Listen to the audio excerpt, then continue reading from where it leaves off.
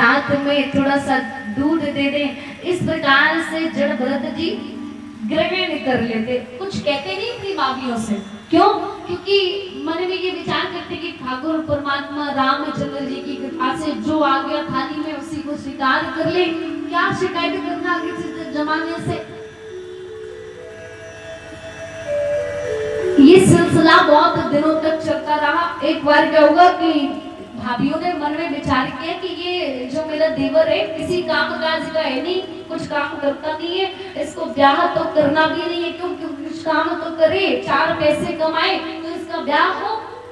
दिन भर इधर उधर पड़ा रहता है। क्या किया?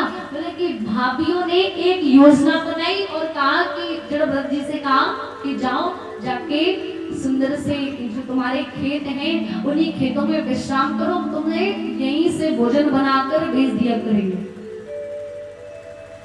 जड़ भरत जी ने ये बात सुनी और प्रसन्न हो गए। क्यों? क्योंकि घर में रहते थे तो इन सब का मुंह देख देख कर और भगवान का नाम याद नहीं आता था। अब तो जब बढ़िया सुंदर से खेतों में रहेंगे और खेतों की हरियाली को देखेंगे, उस परमात्मा द्वारा बनाए गए उन खेतों को, उन वृक्षों को, उस आकाश को, धरती को निहारेंगे तो परमात्मा स्वयं प्रकट होगा। इस खुशी अवस्था में होकर आज आनंद पूर्व होकर आज परमात्मा का ध्यान करते करते जड़ भरत जी अपने खेतों की ओर प्रस्थान करते हैं।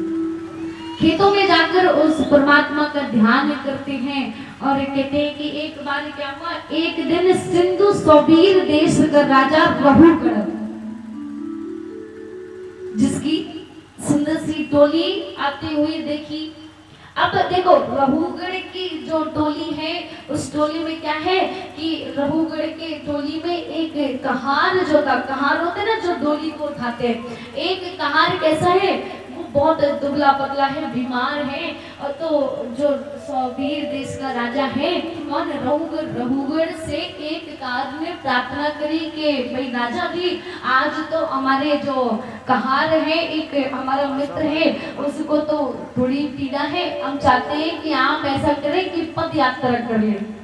क्योंकि पहले रथ जो होते थे ना, डोली उठाई जाती थी, उसी में राजा एक देश से दूसरे देश जाने के लिए तैयार होते थे। तो रहुगढ़ ने कहा कि ऐसा करो कि रास्ते में कोई भी पुरुष मिले, अगर बलवान है, अच्छा है, तो उसको पकड़कर उस डोली में लगा